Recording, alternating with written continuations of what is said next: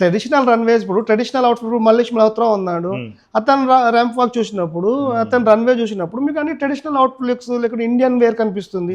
అంటే ఒక designer design చేసిన వేర్స్ అవి నిట్ వేర్ అని ఉంటాయి. నిట్ వేర్ అంటే జనరల్గా ఇన్నర్ వేర్స్ అనుకుందాం. ఆ ఇన్నర్ వేర్స్ కోసం తయారు చేసినప్పుడు ఒక డిజైన్ని అదే విధంగా చూపించాల్సి వస్తుంది. సో మీరు తయారు చేసిన అవుట్ఫిట్ స్టేజ్ మీదకి ఎందుకు రావాలి అంటే జనాలకి ఇది ఇలా ఉంటుందని తెలవడానికి రావాలి.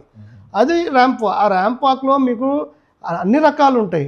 ఇప్పుడు మన ఇండియన్ స్టైల్లో పోతే ఇండియన్ స్టైల్లోనే ఉంటాయి. ఇప్పుడు మన ఇండియన్ కల్చర్ ప్రకారం ఎక్కడైనా ఫ్యాషన్ షోస్ అయినప్పుడు ఆ ర్యాంప్ వాక్లన్నీ ఇండియన్ కస్టమ్స్ మీద డిపెండ్ అయిన అవుట్ఫిట్స్ మాత్రమే ఉంటాయి.